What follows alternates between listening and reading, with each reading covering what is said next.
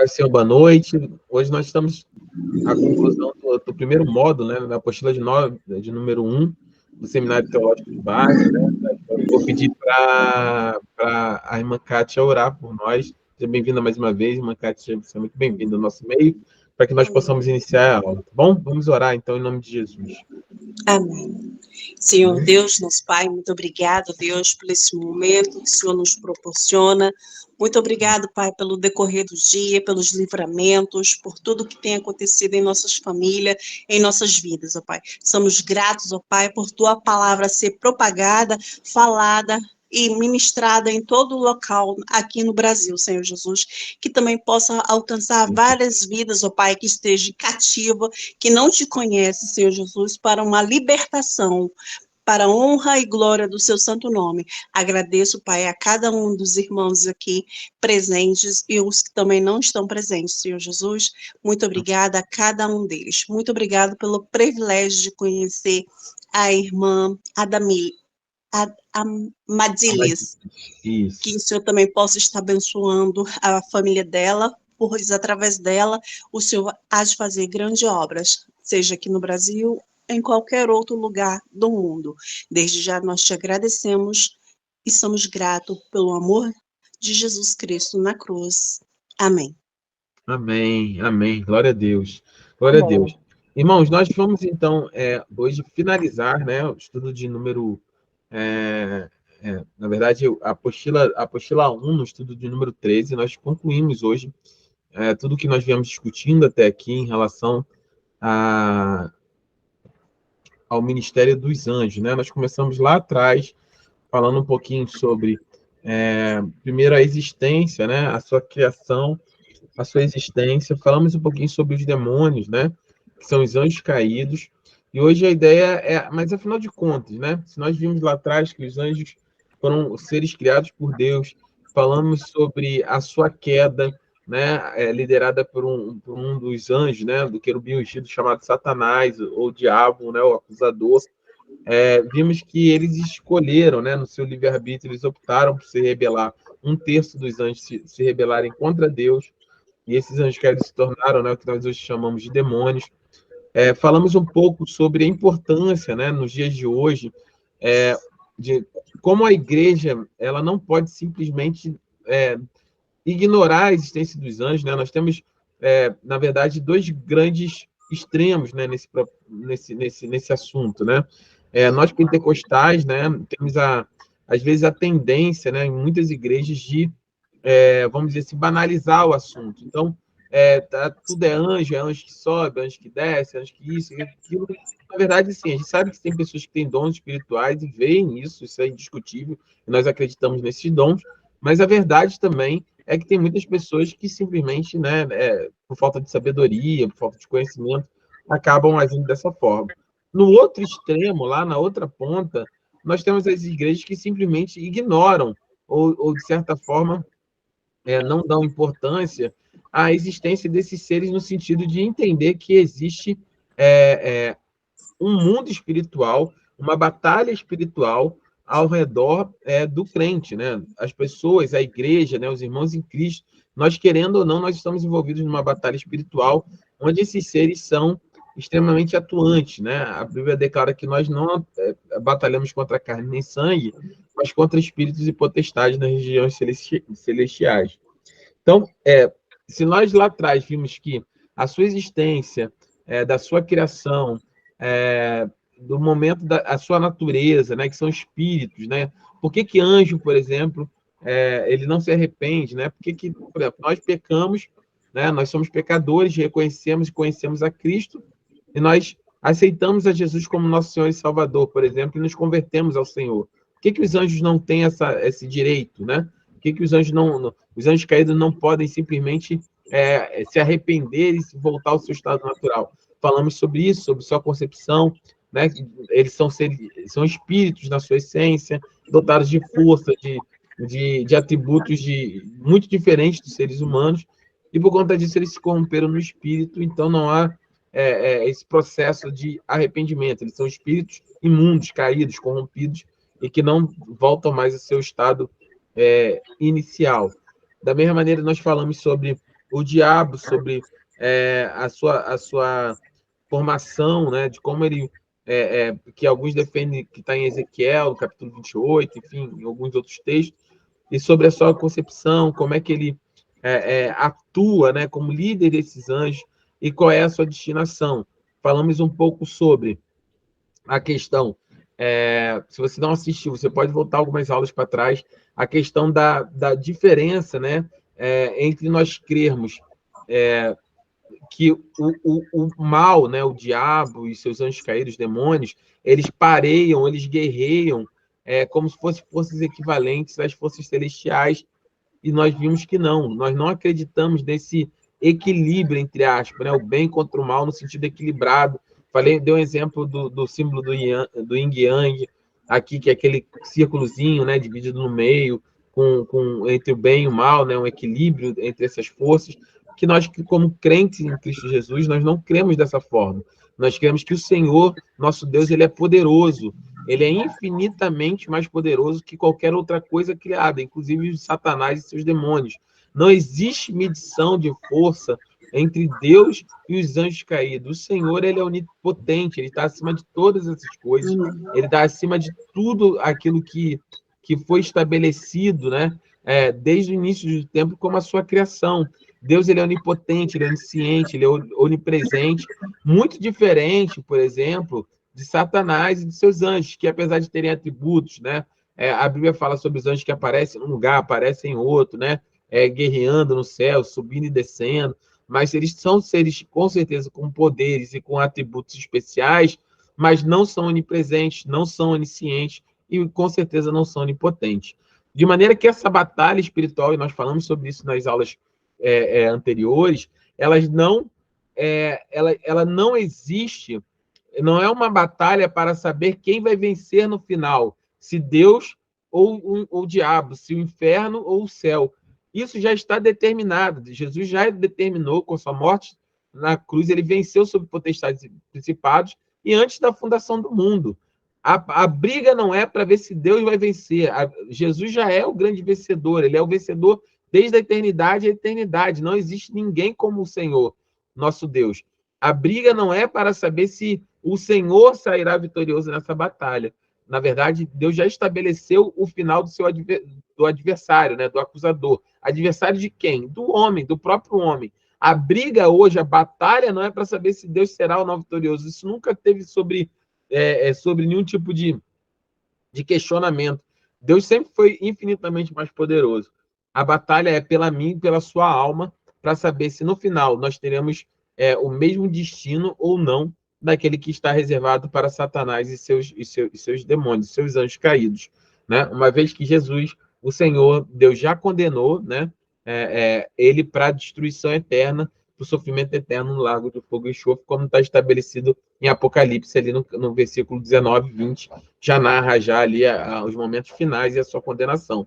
Então, nós falamos sobre isso, falamos sobre como o diabo ele opera e seus anjos operam para que as tribulações que nós passamos, as dificuldades, né, os ataques que nós passamos, eles não têm um fim em si mesmo, no sentido do seguinte, eu falei sobre isso, o diabo ele não quer, entre aspas, né, o objetivo dele final não é tirar o seu trabalho, destruir o seu casamento, arrancar o seu patrimônio, desfazer o seu relacionamento, te manter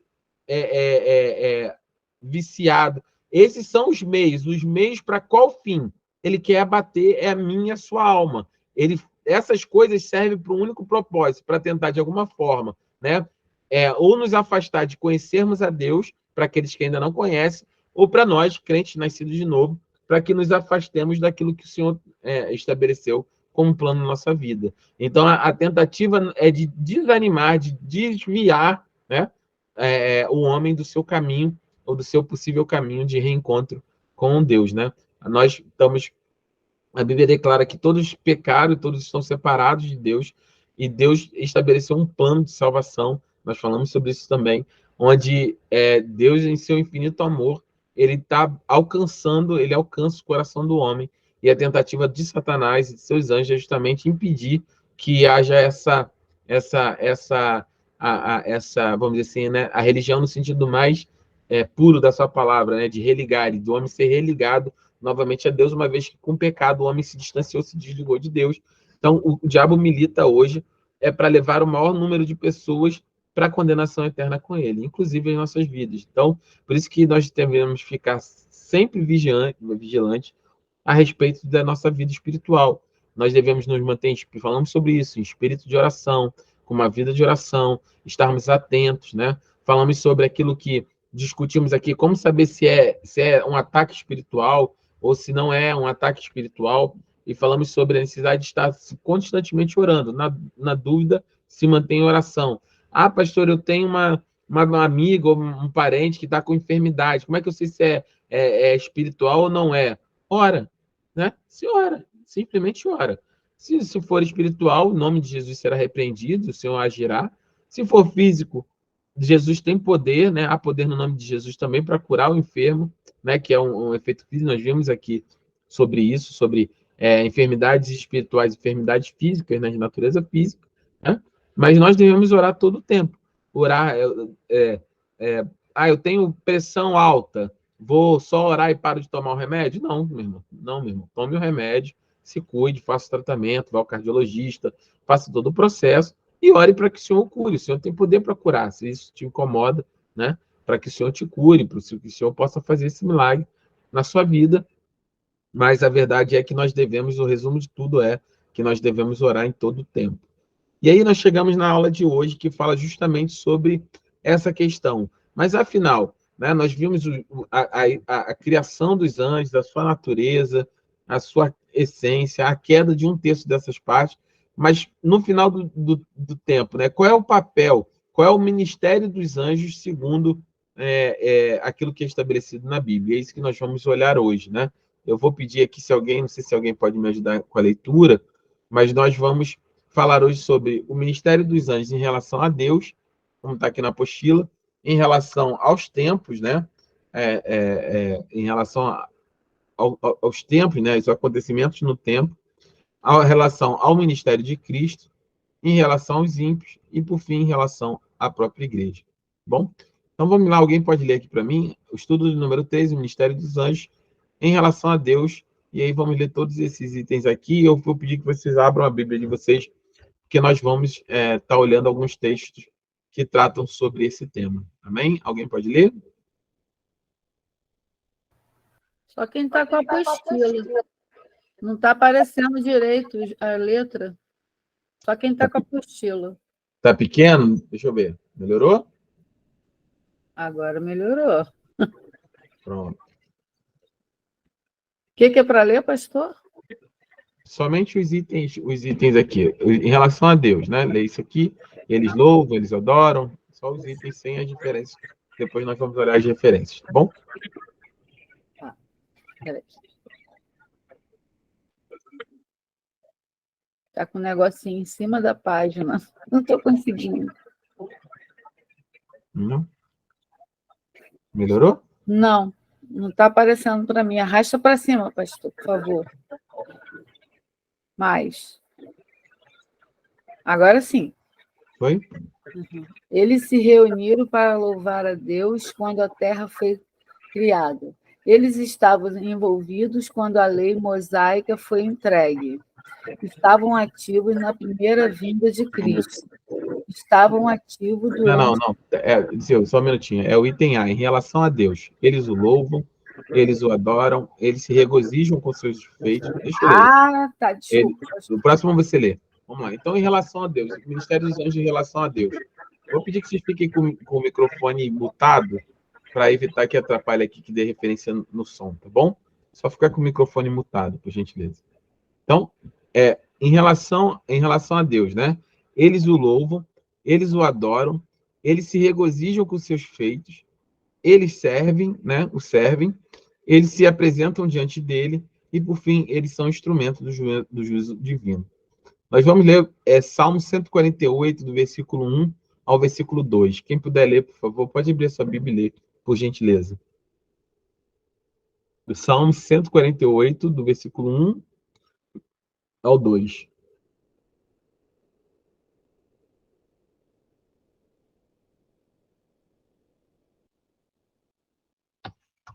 Posso ler, pastor? Pode. Aleluia. Louvem o Senhor desde os céus, louvem-no nas alturas. Louvem-no no todos os seus anjos. Louvem-no todos os seus exércitos celestiais. Louvem-no. Só até aí, tá ótimo, senhor. Até o 2 só. Então, eles têm, em relação a Deus, o ministério deles é de oferecer louvor, né? De oferecer louvor e adoração, né? Que está ali tratado no item A e B diante do Senhor, né? A Bíblia vai falar sobre 3 classes, né? Na verdade, podemos considerar 4 classes, né? De anjos, né? O primeiro deles são os querubins, né? Que aparecem em diversos textos bíblicos como anjos protetores, né? E eles são até representados, lembra, na Arca da Aliança, né? Tinham 2 querubins, né? Representados em cima do propiciatório, da tampa, né? Da Arca da Aliança. Nós temos os serafins também, que são mencionados como sendo anjos que ministram, né? Os serafins ministram constantemente, dioturnamente, de noite, a adoração constante ao Senhor, como está detalhado em Isaías. Nós temos o arcanjo, né? E só temos uma citação de arcanjo em todo o texto bíblico, é Apocalipse 12, 7, que fala do arcanjo Miguel, né? E temos, obviamente, o anjo Gabriel, né? E aí não identifica exatamente qual é a classe, né, necessariamente, mas o anjo Gabriel, que aparece na Anunciação, né? De Cristo, né? Do nascimento de Jesus, enfim, ao longo do ministério. Então, de Cristo, ele também reafirma várias vezes sobre esses seres. Mas o que eu estou dizendo é que, em relação a isso, né, os anjos, eles são seres que eles louvam a Deus. Em relação a Deus, a função deles, né, qual o ministério, para que eles servem, foram criados? Para louvarem a Deus, para adorarem a Deus. E aí a Bíblia vai falar também que eles se regozijam com seus feitos. Vamos ver lá em Jó capítulo 38, versículo 6 a 7.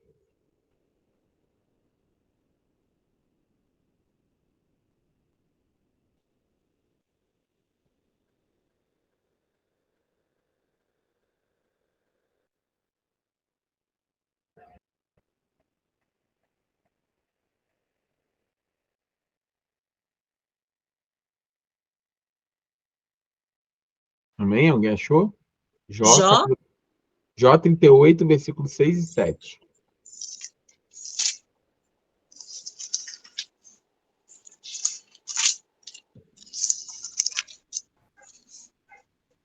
Tu lê? Pode? Uhum.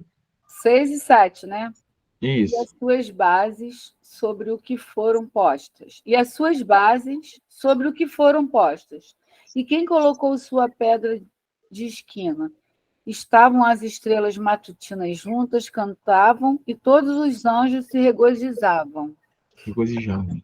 Eles se regozijam, né, com seus feitos. Aqui, esse texto, se você nunca leu, eu vou deixar aqui uma dica para você de leitura bíblica. É esse texto de Jó, capítulo 38. É um texto muito forte, é um texto muito poderoso, né, diante de tudo aquilo que Jó passou, e se você conhece minimamente a vida de Jó, de tudo que aconteceu com ele, né, é um texto onde na história de Jó, né, a Bíblia declara que Jó era íntegro e reto, e mesmo assim o Senhor permitiu que ele fosse tocado, né, nos seus bens, na sua família, em tudo que tinha acontecido. E aí vem toda essa narrativa, né, em relação a um questionamento por parte dos amigos de Jó, por tudo que acontecia com eles, por todas as coisas que eram feitas, né? E aí Deus deixa, né? Vamos dizer assim, esse processo acontecer, né? Diante dessa estrutura, e até que o Senhor, né? Responde a Jó no capítulo 38, né? Alguns questionamentos, algumas coisas que Jó estava passando, e o Senhor aparece ali diante de Jó, no meio de uma tempestade, e começa, então, Deus a confrontar Jó, né? E de maneira que, mesmo diante das dificuldades que Jó estava passando, né, de questionamentos a respeito da sua situação, Deus, de maneira nenhuma, quando ele aparece a Jó, ele deixa, no sentido de Jó permanecer no sentido de vitimização por conta da sua situação, né? Pelo contrário, ele aparece em grande autoridade diante de Jó, e ele começa a questionar Jó diretamente. Ele fala, olha, quem é você que obscurece meu conselho com palavras sem conhecimento? Quer dizer, fala a meu respeito sem ter conhecimento nenhum. E aí Deus, no versículo 3, ele já manda assim, rasgado. Ele fala assim, ó, prepare-se como simples homem, e eu vou fazer perguntas, e você me responderá. E aí Deus começa a falar um monte de coisa para Jó. Onde você estava quando eu lancei os alicerces da terra? Responda-me se é que você sabe tanto. Quem marcou os limites das suas dimensões? Vai ver que você sabe. Quem estendeu sobre ela a linha de medir? E as suas bases, sobre o que foram postas? E quem colocou sua pedra de esquina? Enquanto as estrelas matutinas juntas cantavam e todos os anjos se regozijavam. Quem represou o mar pondo-lhe portas, quando ele irrompeu do ventre materno, e quando vestiu de nuvens e de densas trevas envolvia. Quando fixei o seu limite, coloquei as portas de barreira. Deus começa a questionar Jó de maneira muito direta ali, né? Sobre, basicamente, o seguinte, você está aí reclamando, ou enfim, questionando algumas coisas a meu respeito por conta da sua situação, né? Por conta da sua situação, por conta de tudo que está acontecendo, você está sofrendo, você está no meio da prova, está tudo isso ok, mas quem você acha que é para questionar, para me questionar, ou tentar falar a respeito de coisas que você nem conhece?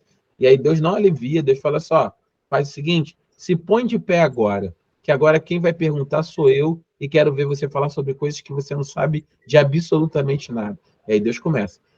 Onde é que você estava quando eu criei o céu? Quando eu criei o mar? Quando eu disse para o mar, daqui até aqui você vem, daqui você não passa? Quando eu vesti de nuvens o céu? Quando eu fiz todas as coisas? Onde é que você estava? Quando eu criei todas essas coisas. E Deus começa a dar vamos dizer assim, uma descompostura nesse sentido em Jó, em relação a essa situação. Não alivia, porque ele estava passando dificuldades, aprovação, tudo que tinha acontecido. E aí o resultado dessa situação é que nós podemos levar para a nossa vida que, mesmo diante de situações onde nós supostamente nos achamos merecedores de uma explicação, ou que Deus é devedor de alguma coisa a gente, por conta do nosso estado, por conta da situação que nós passamos, Deus ali confronta claramente, dizendo assim, olha, soberana que sou eu, quem sabe de todas as coisas sou eu não devo absolutamente nada a ninguém, eu criei todas as coisas, e todas as coisas estão debaixo do meu poder, de maneira que o confronto é tão forte de Deus em relação a isso com Jó, que a declaração de Jó final é justamente aquela que nós mais conhecemos, que ela fala assim, olha, antes, né? Deixa eu até pegar o texto aqui. Ele fala, antes eu conheci o Senhor apenas... são 3 capítulos aqui, ele fala assim, antes eu conheci o Senhor apenas de ouvir falar, mas agora, assim, eu verdadeiramente, eu finalmente, eu conheço ao Senhor. Olha, no versículo 42 é o grande fechamento. E aí, depois, Deus passa 3 capítulos assim, dando uma alinhada, uma descompostura em Jó, e aí Jó respondeu ao Senhor. E aí ele se humilha diante de Deus, ele fala, sei que pode fazer todas as coisas, e nenhum dos teus planos pode ser frustrado. Tu perguntaste, quem é esse que obscurece o meu conselho sem consentimento? Certo é, e aí ele responde a Deus, certo é que falei de coisas que eu não entendia, coisas tão maravilhosas que eu não poderia saber. Tu disseste, agora escute, e eu falarei e vou lhe fazer perguntas e você me responderá. E ele fala, meus ouvidos já tinham ouvido a teu respeito, mas agora os meus olhos te viram, e por isso menosprezo a mim mesmo e me arrependo no pó da cinza. Depois que o Senhor disse essas palavras a Jó, e aí Deus vai confrontar, e só então, na sequência, Deus restitui Jó de tudo aquilo que ele tinha perdido. Assim, é impressionante, né? E eu estou abrindo uma brecha aqui nesse texto que fala sobre Deus tratando sobre isso. O próprio Deus declara sobre os anjos. Ele fala: os anjos estavam lá quando eu criei a terra, eu criei todas as coisas. Ele estava lá e eles se alegravam com tudo que eu fazia. Eles se regozijavam, né? O regozijo é um estado de alegria extremo, né? Então eles se regozijavam, eles se alegravam, sentiam prazer, se deleitavam naquilo que o Senhor fazia. E o Senhor fala justamente sobre esse tema, mas esse texto de Jó é muito poderoso nesse aspecto, né? Muitas das vezes nós nos sentimos no direito de cobrar algo de Deus. Ah, porque está acontecendo, porque isso, porque eu estou enferma, porque eu estou passando uma situação difícil e eu não tenho resposta, eu tenho que ter resposta, eu preciso disso, e Deus precisa isso, Deus precisa me responder, Deus precisa me dizer, Deus tem que fazer, Deus precisa mudar. E Jó, porque eu sou boa, porque eu sou bom, porque eu sou fiel, porque eu sou isso, assim. E o livro de Jó trata justamente sobre isso. Jó era íntegro e reto. A Bíblia fala que Jó se desviava do mal. Jó era um homem com um coração reto, íntegro, mas nem isso foi capaz de impedir que caísse sobre ele essas provações e essas situações. Mas mesmo quando ele se achou no direito, de alguma forma, de interpelar Deus ou de falar a respeito daquilo que Deus deveria ou não ter feito, ou poderia ou não ter evitado, né? Nesse sentido, Deus simplesmente ele não tratou Jó como um coitadinho, vem cá, Józinho, você tá certo. Não, Deus falou, olha só, vamos fazer o seguinte, você tem que ter, agora você não entendeu até agora você vai entender. O Criador aqui sou eu. Levanta. Você é mais ou menos assim, eu estou falando de uma maneira muito chula, né? Mas se você não foi homem para falar, agora seja homem, fique de pé que eu vou te perguntar e me responde. Você não era que estava falando? Agora eu vou te perguntar. Você acha que você pode alguma coisa? Você acha que você sabe alguma coisa? Então agora me responde. E aí Jó, numa atitude muito linda, quando ele é confrontado com tudo isso, ele simplesmente se rende ao Senhor. Ele fala, Senhor, eu falei de coisas que eu não sabia, eu tratei de coisas que eu não tinha a menor noção, e tudo que eu posso fazer diante de tudo que o Senhor me disse é me maravilhar, e vou reconhecer que antes eu simplesmente ouvi falar do Senhor, mas agora, finalmente, depois de toda essa situação, meus olhos te veem. Às vezes, na nossa vida, é necessário a gente passar por certas situações para que a gente finalmente enxergue o Senhor, né? A gente, às vezes, conhece o Senhor, ouve falar do Senhor, mas a verdade, a gente está fazendo um estudo no livro de Tiago, né? Aos domingos, em que fala sobre isso, sobre a perseverança na aprovação, né? Que Deus nos prova para que nós sejamos aprovados, ali em Tiago capítulo 1. E a aprovação, ela gera em nós um caráter íntegro, um caráter puro, né? É como o ouro refinado pelo fogo, né? Às vezes precisa passar por isso. Então, tenha isso no seu coração. Nós não somos absolutamente nada nem ninguém para questionar o Senhor a respeito dos seus desígnios. Mesmo quando as coisas não vão bem para nós, se nós somos íntegros e retos, como Jó era íntegro e reto. O Senhor, ele é soberano e ele sabe de todas as outras coisas. Confie no Senhor e seja humilde, né? E que nós temos a humildade de Jó de reconhecer efetivamente que nós não somos absolutamente nada, né? Que é o Senhor que é soberano sobre todas as coisas, que ele é maravilhoso, que ele é digno da nossa adoração, ele é digno do nosso louvor, mesmo nos dando as respostas ou não nos dando as respostas, mesmo a gente sabendo os motivos ou não sabendo os motivos, o Senhor é Deus sobre todas essas coisas. Então, o ministério dos anjos aí, o Senhor coloca em Jó sobre esse regozijo, né? E como eles servem a Deus, eles se apresentam, né, diante dele. Jó, capítulo 1, já que a gente está nesse texto, vamos manter aqui em Jó, capítulo 1, né? Versículo 6, ó, diz assim, ó, certo dia os anjos vieram apresentar-se ao Senhor e Satanás também veio com eles. O Senhor disse a Satanás, de onde você veio? Satanás respondeu ao Senhor, de perambular pela terra e andar por ela. Disse então a Satanás, reparou meu servo Jó, não há ninguém na terra como ele, irrepreensível, íntegro, homem que teme a Deus e evita o mal. E aí, a partir daí, começa a história de Jó, mas o importante aqui para o nosso estudo é que no capítulo 6, o Senhor fala de maneira muito clara, né? A Bíblia fala que os anjos vieram se apresentar diante do Senhor, né? Se apresentam diante dele, né? Como um exército que se apresenta para o serviço, ou como um trabalhador, né? Que se apresenta para o seu Senhor, para o serviço. Então, os anjos se apresentam diante do Senhor, e Apocalipse 7, 1 e 8, 2, né? Mostra que esses seres, lembre-se também de Gênesis, eu vou lembrar a referência aqui, mas na destruição de Sodoma e Gomorra, né?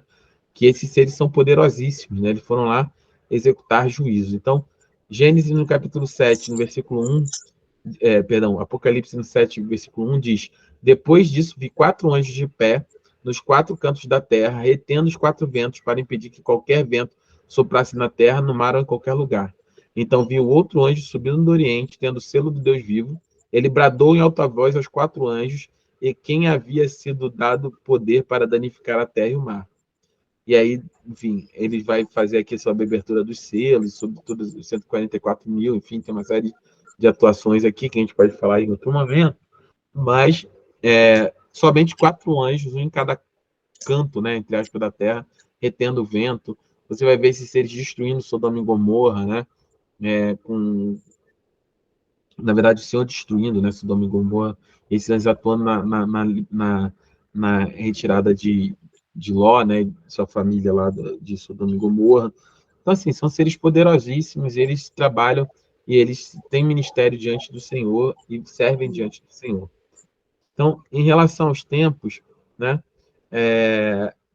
já li aqui, eles se reuniram para louvar a Deus quando a terra foi criada, eles estavam envolvidos quando a lei mosaica, né, ela foi entregue, né?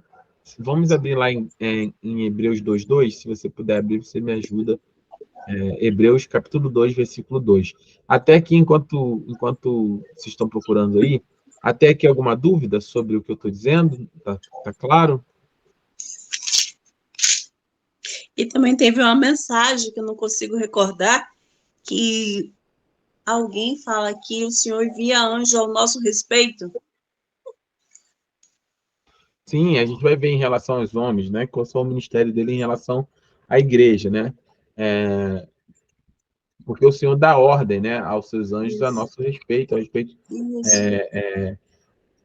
para nos guardar, né, para atuar diante da igreja, para atuar diante de tudo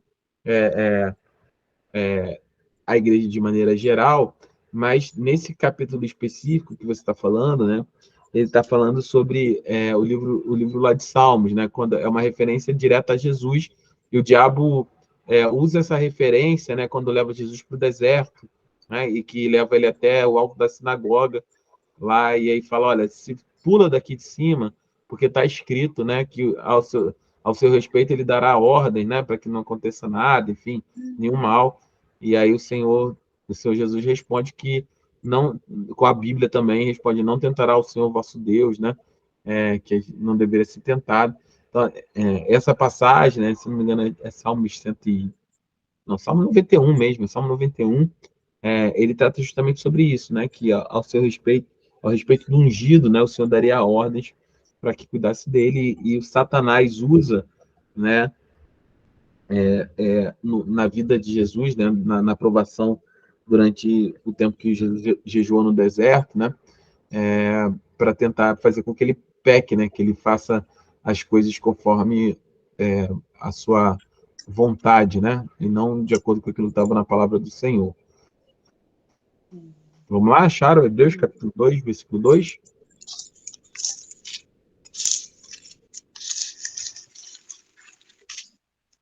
Porque se a mensagem transmitida por anjos provou a sua firmeza, e toda transgressão e desobediência recebeu a devida punição. Amém. Então,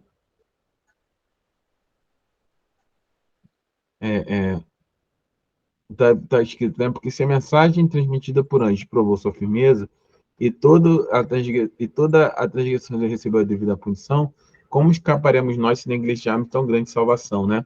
Ele está falando aqui, o autor de Hebreus, né? Lembrando que Hebreus não tem claramente quem é seu autor, né? Não é a grande maioria concorda que não é o apóstolo Paulo. Então, o que acontece? Ele está dizendo assim, olha, se ao longo da história, né, a mensagem transmitida pelos anjos, né, quando não ouviram, né, quando não respeitaram aquilo que foi transmitido pelos anjos, e teve a punição para essa transgressão, né, a respeito ao longo da história de Israel, como será então se a gente rejeitar ou negligenciar tamanha salvação, né? Imagina assim, a mensagem pelos anjos já teve uma punição. Imagina a mensagem entregue pelo próprio Senhor, que era o seu evangelho, seus boas novas, a respeito da salvação e a respeito de tudo que foram a respeito de tudo que foi pregado. Eu vou ler o texto todo para não ficar truncado. Vamos lá. Por isso, capítulo 2 de Hebreus. Por isso é preciso que prestemos maior atenção ao que temos ouvido.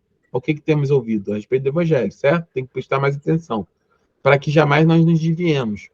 Porque a mensagem transmitida por anjos provou a sua firmeza, e toda transgressão e desobediência recebeu a devida punição. Como escaparemos nós se negligenciarmos tão grande salvação? Esta salvação, primeiramente anunciada pelo Senhor, foi-nos confirmada pelos que a ouviram. Deus também deu testemunho dela por meio de sinais, maravilhas, diversos milagres e dons do Espírito Santo, distribuído de acordo com a sua vontade. Não foi a anjos que ele sujeitou o mundo que adivinha a respeito do qual estamos falando, mas alguém em certo lugar testemunhou dizendo que é o homem para que com ele te importes, e o filho do homem para que com ele te preocupes. Tu fizeste um pouco menor do que os anjos, e coroaste de glória e de honra. Tu sujeitaste debaixo de seus pés. Ao lhe sujeitar todas as coisas, nada deixou que não lhe estivesse sujeito. Agora, porém, ainda não vemos que todas as coisas lhe estão sujeitas. Vemos, todavia, aquele que por um pouco foi feito menor do que os anjos, Jesus, coroado de honra e glória por ter sofrido a morte, para que, pela graça de Deus, em favor de todo, experimentasse a morte. Ao levar muitos filhos à glória, convinha que Deus, por causa de quem e por meio de quem tudo existe, tornasse perfeito, mediante o sofrimento, o autor da salvação deles. Ora, tanto o que santifica quanto os que são santificados provém de um só. Por isso Jesus não se vergonha de chamá-los irmãos. Ele diz: proclamarei o teu nome a meus irmãos, na assembleia te louvarei. E também, nele porei a minha confiança. Novamente ele diz: aqui estou eu com os filhos que Deus me deu. Portanto, visto que os filhos são pessoas de carne e sangue, ele também participou da nossa condição humana, para que por sua morte derrotasse aquele que tem o poder da morte, isto é, o diabo, e libertasse aquele que durante toda a vida estiveram escravizados pelo medo da morte. Pois é claro que não é a anjos que ele ajuda, mas aos descendentes de Abraão. Por essa razão era necessário que ele se tornasse semelhante a seus irmãos em todos os aspectos para se tornar sumo sacerdote misericordioso e fiel com relação a Deus e fazer propiciação pelo pecado do povo, porque tendo em vista que ele mesmo sofreu quando tentado, ele é capaz de socorrer aqueles que também estão sendo tentados. Então, está falando sobre isso, né? Sobre o ministério de Jesus, sobre a sua grande salvação, a manifestação do Senhor, da sua glória, né? Do fato dele ter ser feito homem, né? Que é menor do que anjos, mas Deus também glorificou, né? Esse homem, o homem Jesus, né? Jesus 100% homem, 100% Deus, foi glorificado porque era necessário que ele conhecesse nossa natureza para que ele pudesse também interceder pelos seus irmãos, né? Para que ele pudesse conhecer a natureza dos seus irmãos, pudesse abrir uma porta de salvação para o homem. Então, os anjos anunciaram, e se havia juízo para aquilo que os anjos anunciavam e não era cumprido, quanto mais para a salvação que o Senhor nos proporcionou em Cristo Jesus e que muitos simplesmente se negam, né? Então, falando em Jesus aí, eu vou ler os outros itens, né? Eles estavam envolvidos quanto à lei de Mosaico que foi entregue, estavam ativos na primeira vinda de Cristo, né? Em Mateus 1:20 e 4:11, né? Sobre a anunciação, tanto da vinda de Jesus quanto da anunciação para o pai de João Batista, né? Sobre a vinda de Jesus, seu filho, enfim, todo o contexto ali, eles estarão envolvidos nos eventos relacionados à segunda vinda de Cristo, né? Vamos ler esse texto de primeira. Eu acho que é um texto bom para a gente ler, que é um texto que a gente trata pouco. 1 Tessalonicenses 4,16. Esse é um texto clássico que vai tratar sobre a nossa esperança, né? Sobre a volta de Jesus. Né? Muitos irmãos têm dificuldade ou não têm conhecimento sobre isso. Né? E é um texto importantíssimo, e Tessalonicenses, com certeza, se não é o texto mais, se não é o texto áureo, é um dos textos mais importantes a esse respeito, né? 1 Tessalonicenses 4,16.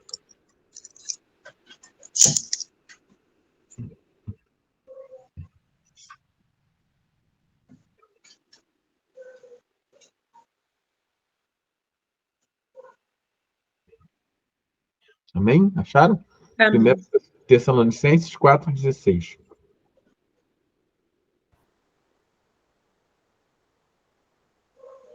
Vamos ler do 13, que eu acho que vai ficar completo.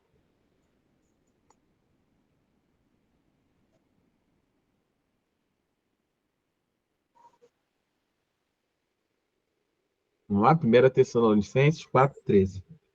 Até o versículo 18. Do 13? Isso. Irmãos, não queremos que vocês sejam ignorantes quanto aos que dormem, para que não se entristeçam como os outros que não têm esperança. Se cremos que Jesus morreu e ressurgiu, cremos também que Deus trará, mediante Jesus e juntamente com ele, aqueles que neles dormiram. Dizemos a vocês pela palavra do Senhor, que nós, os que estivermos vivos, os que estivermos até a vinda do Senhor, certamente não precederemos os que dormem. Pois, dada a ordem com a voz do arcanjo e o ressoar da trombeta de Deus, o próprio Senhor descerá do céu e os mortos com Cristo ressuscitarão primeiro. Depois disso, os que estivermos vivos, seremos arrebatados juntamente com eles nas nuvens, para o encontro com o Senhor nos ares, e assim estaremos com o Senhor para sempre. Consolem-se uns aos outros com essas palavras. Que lindo!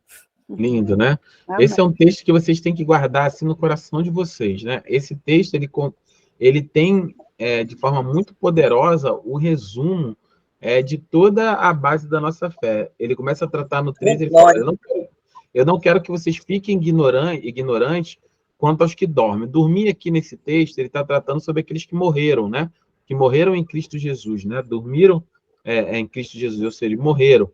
Ele fala, eu não quero que vocês estejam ignorantes a respeito aos que dormiram em Cristo, aos que morreram, para que vocês não se entristeçam como os outros que não têm essa esperança. Que esperança é essa? Qual é a esperança que nós temos em relação a Cristo e em relação a tudo que nós vemos? Qual é a nossa maior esperança? Não é a vida eterna com Deus? Não é vivermos eternamente? Né? E a base da fé cristã é justamente essa. Essa é a nossa esperança, de que nós estamos passando por uma leve e momentânea tribulação, para que nós tenhamos uma vida, né, eterna com o Senhor e uma vida na eternidade. E onde que essa esperança ela está apoiada, né? Onde é que ela está apoiada? Fala assim, ó, mas em que você apoia a sua esperança? E aí ele responde no versículo 14, por quê? Se nós cremos que Jesus morreu e ressurgiu ou ressuscitou, cremos também que Deus trará, mediante Jesus, justamente com eles, aqueles que neles também morreram. Eu estou trocando as palavras aqui para você entender. Ele está dizendo, olha, se a base da nossa fé, né? Se a base da nossa fé é nós crermos que Jesus morreu e ressuscitou, e é nisso que nós cremos, né? Sem a ressurreição, a nossa fé é falha, certo? Se Jesus não ressurgiu, se Jesus não ressuscitou, a nossa fé é falha. Acabou tudo lá na morte, na cruz e no sepulcro, né? Então, nossa esperança é justamente o fato de Jesus ter ressuscitado, ter ressurgido, por ele ter vencido a morte. Lembra que ele passa ele não é que ele passa, né? Ele é unigênito, filho de Deus, o único da mesma essência, o único gerado, e a Bíblia passa a tratar ele como primogênito da criação. O que é o primogênito? Não é o primeiro filho? Né? Qual é o meu primogênito? É o primeiro que nascia? Ele é o primogênito da criação, quer dizer, ele é o primeiro de muitos da criação. E quem são esses outros muitos? Somos nós. Jesus foi o primeiro homem, né, que venceu a morte, que teve o seu corpo glorificado, que ascendeu aos céus e hoje reina eternamente ao lado do Pai, à destra do Pai, não é isso? Ele foi o primeiro, e depois dele virão muitos. E que são muitos? Somos nós, somos a igreja, que nós passaremos pela morte, venceremos a morte, nós teremos nosso corpo glorificado, da mesma natureza da glorificação do corpo de Cristo, ascenderemos aos céus com ele, ali está dizendo sobre o tocar da trombeta, nós ascenderemos aos céus com Cristo e viveremos eternamente com ele. Jesus, ele foi o primeiro, ele é como fosse, ele é o modelo, ele é o primeiro, ele foi o que primeiro fez isso, e ele vai fazer dessa forma. Por isso que é tão maravilhoso. Não bastou Jesus somente, não foi suficiente, entre aspas, ele só nos livrar da condenação, né? Somente livrar da condenação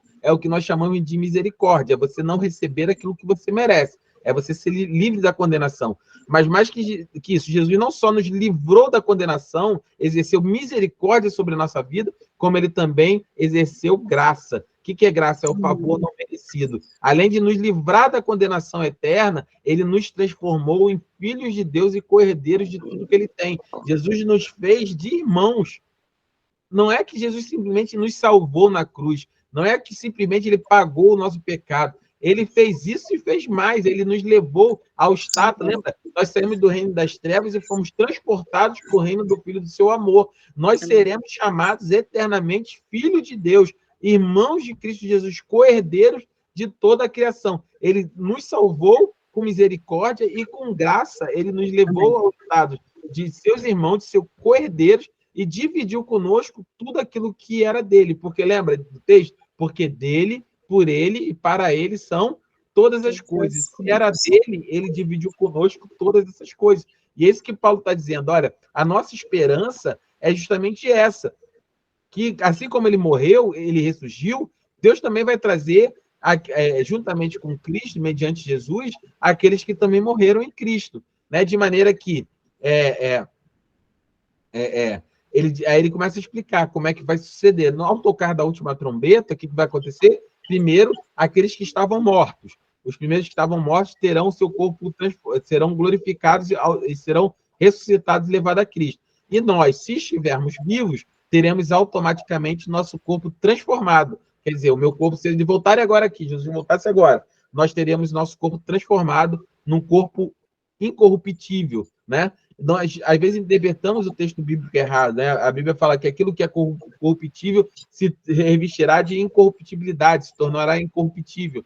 Não está falando da nossa natureza agora, quando nós aceitamos a Cristo.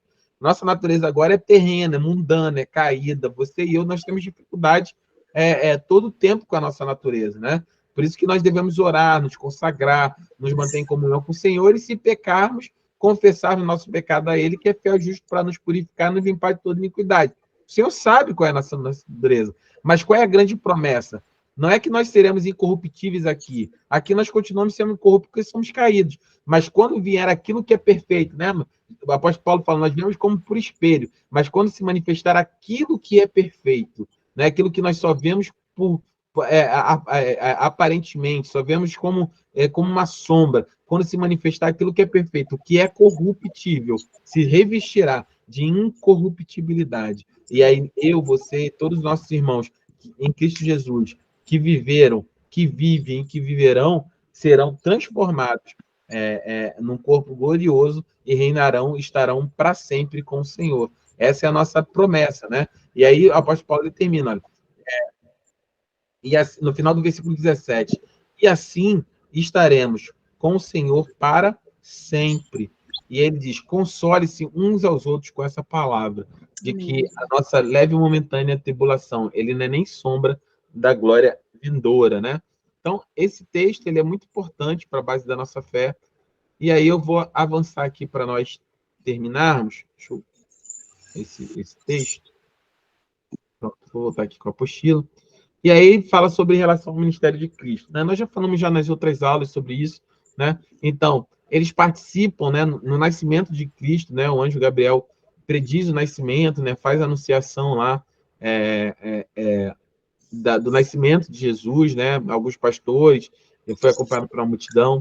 Durante a vida de Cristo, né? O anjo alertou a José para que fugisse do Egito, depois orientou a voltar do Egito. Os anjos ministraram a Jesus no deserto, no Getsemane, né? Em relação a isso. Após a sua ressurreição, um anjo rolou a pedra do sepulcro. Os anjos anunciaram a ressurreição para as mulheres. Os anjos estavam presentes na ascensão de Jesus. Então, é importantíssimo a gente entender que esses seres não são seres simplesmente folclóricos, né? Tem muitas pessoas que tratam como fosse o Chapeuzinho Vermelho, o Boi da Cara Preta, fosse Saci Pererê, fosse só um folclore. São seres reais, né? Eles participaram, eles rolaram a pedra do sepulcro, eles anunciaram às mulheres que Jesus havia ressurgido da morte, né? Eles estavam presentes na ascensão, lembra de Atos 1:10? Que lá ficam os discípulos meio que extasiados, congelados, porque Jesus simplesmente começa a acender, está falando com eles e começa a acender, né? Ser levantado aos céus, e aí os discípulos ficam olhando, Jesus indo embora no meio das nuvens, e aí os anjos aparecem e falam, por que vocês estão olhando, né? Aquele que foi, um dia ele vai voltar. Então é tipo assim, bora, rapaziada. Ele deu uma ordem, sede minhas testemunhas, está na hora, vamos vamos seguir em frente. As coisas precisam acontecer, né? E aí, na segunda vinda de Cristo, né, de Jesus, a voz do arcanjo será ouvida no arrebatamento, nós lemos ali, e os anjos acompanharão Jesus quando ele vem em poder e grande glória, né? Esse texto também é muito lindo. Tessalonicenses é a carta que trata, talvez seja a carta magna, né, dos evangelhos sobre a volta de Jesus, né? E aí, em Tessalonicenses, capítulo 1, versículo 7, ele fala que acontecerá quando o Senhor Jesus for revelado lá do céu com seus anjos poderosos e meias chamas flamejantes. E aí fala de todo o contexto, né? Então, Jesus virá com poder e grande glória, né, para salvar a sua igreja, para levar os seus santos. E em relação aos ímpios, né, eles anunciam o juízo iminente, né? A gente já viu, Gênesis 19 fala dessa questão, né, a respeito da destruição de Sodoma, se não me engano, inflige juízo divino, né? Em Atos capítulo 12, 23, Apocalipse 16, 1. Eles irão separar justos e injustos no final dos tempos, né? Mateus 13 fala sobre isso, né? Que esse texto também é sempre sobre a escatologia bíblica, né?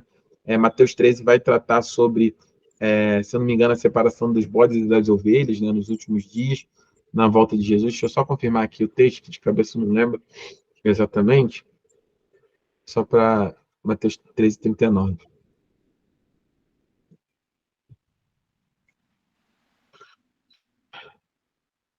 O campo, fala sobre isso, né? Sobre a questão do joio, né? O campo é o mundo e 38 que eu tô lendo, e a boa semente são os filhos do reino. Os joios são os filhos do maligno.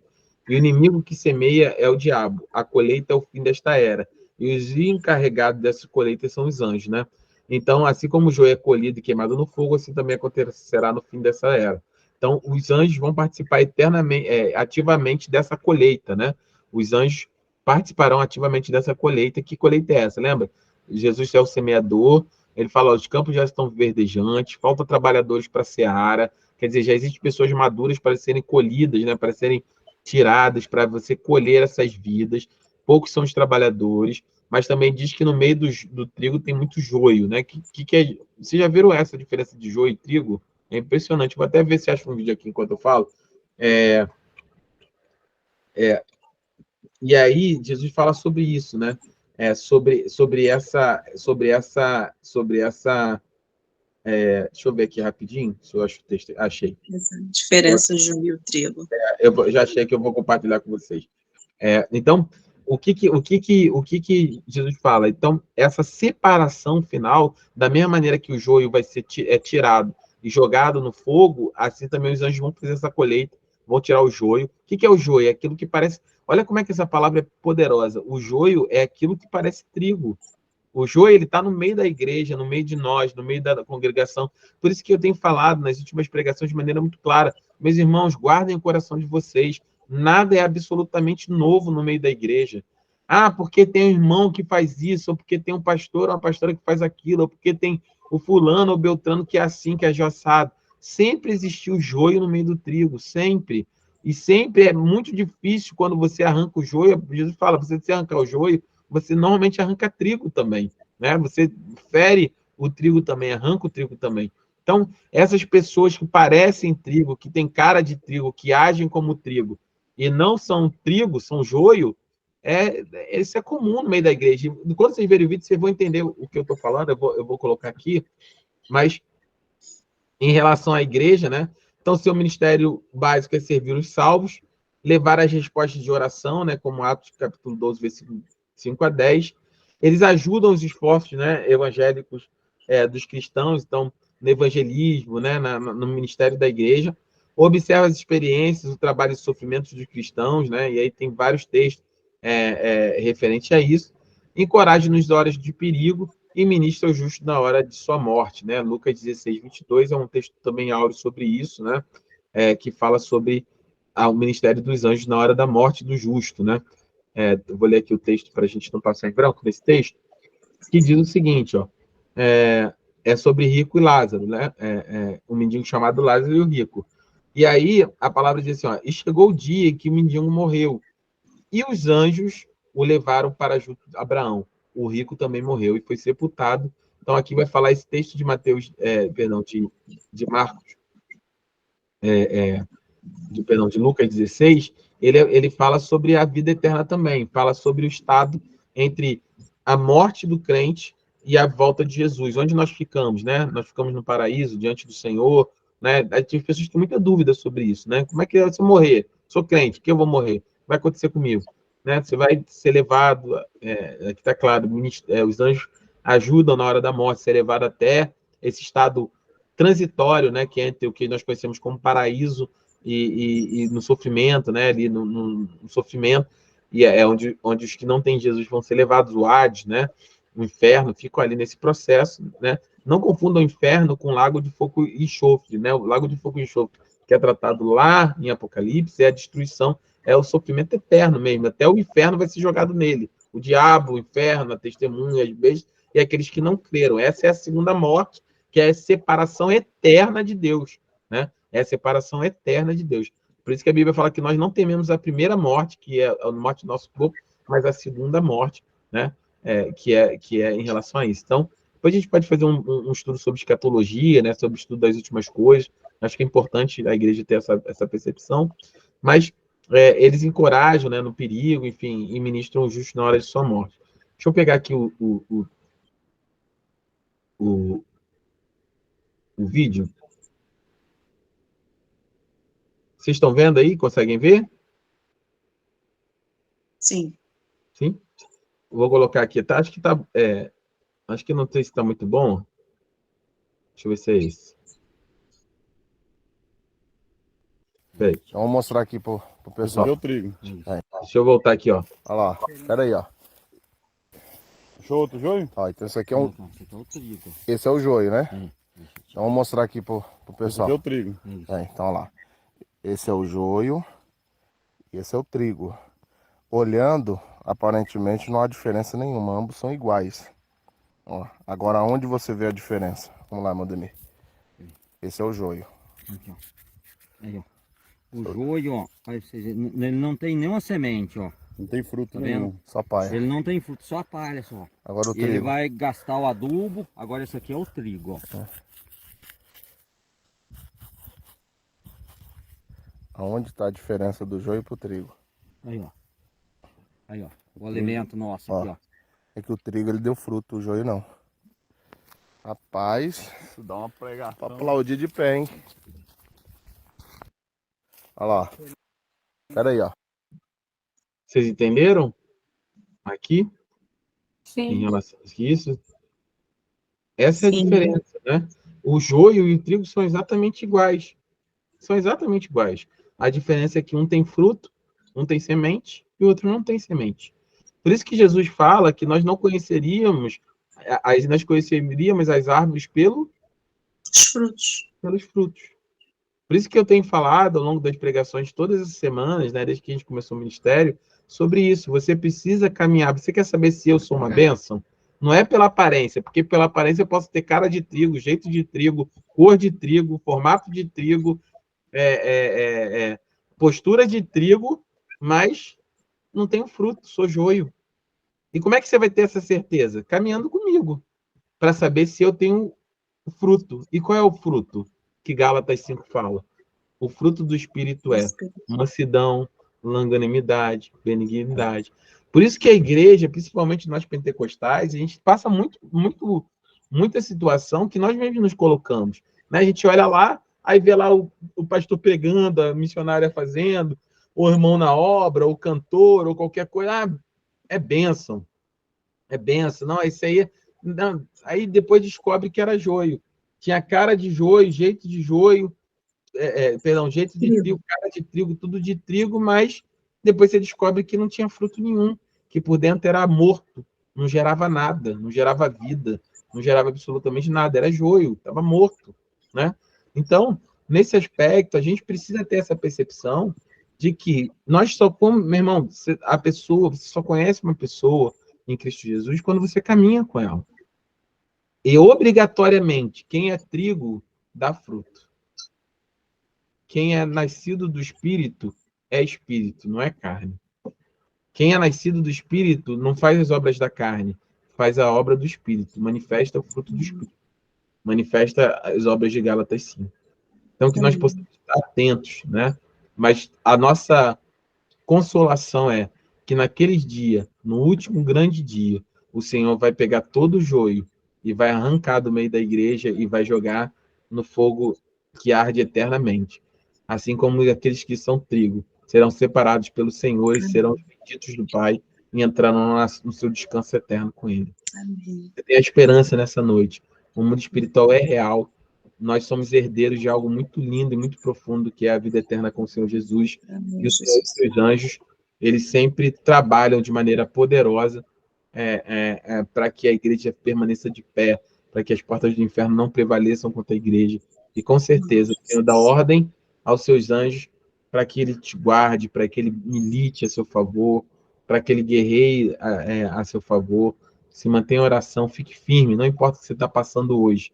Não questione, né? Adore, creia, ore, fique firme, fique de pé, porque o Senhor, no tempo que somente Ele sabe, no tempo que é dele, Ele vai ouvir as suas orações, Ele vai responder o seu clamor, e Deus, Ele é poderoso para fazer infinitamente mais do que aquilo que você pede, do que aquilo que você pensa para a sua vida, amém? Que o Senhor te fortaleça nessa noite, fortaleça o teu coração, fortaleça a tua mente, fortaleça a sua alma, que entre no seu lar, que você seja cheio do Espírito Santo do Senhor, e que seja uma bênção, amém? Até quinta-feira, nós encerramos aqui, vamos pedir para fazer oração. Se você pode orar para nós terminarmos a nossa aula, em nome de Jesus, e nós nos vemos na quinta-feira no culto online, e domingo nós temos culto às 10 horas da manhã.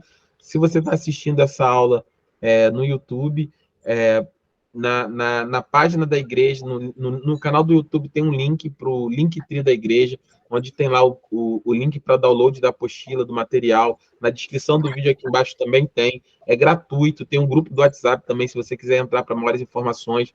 Todo o material é gratuito. Nós estamos fechando a apostila de número 1, começaremos a apostila de número 2, são um total de 4 apostilas, e nós vamos continuar até que Jesus venha nos buscar, ou até que nos leve para morar com Ele. Amém? Amém. Jesus abençoe. Vamos orar, Sil, em nome de Jesus. Amém, Senhor, nosso Deus, nosso Pai. Nós queremos te agradecer, Senhor, por essa aula linda, Senhor, maravilhosa, por aprendermos tanto de Ti, da Tua palavra, do Teu reino, Senhor. Por termos, Senhor, a certeza que um dia estaremos contigo na Amém, glória, Jesus. Pai. Em nome de Jesus, eu agradeço a vida de cada um de nossos irmãos aqui. Nós possamos ter uma noite abençoada, Senhor. O Senhor venha abençoar o lar de cada um. O Senhor venha nos dar paz, nos venha nos dar saúde. Abençoa a vida do pastor Lúcio, Senhor. Dê cada dia mais sabedoria a ele, para ele falar de Ti para nós, Pai. Eu agradeço, Senhor, por todos e te peço uma noite abençoada. Muito obrigado, Amém. Jesus. Muito obrigado por essa aula. Que venham muito mais como essa, Senhor, para engrandecer o seu santo nome. Amém. Amém, amém. Glória a Deus, tá bom? Convide alguém. Como a gente sempre fala, a aula, Kátia, você está chegando, seja bem-vinda.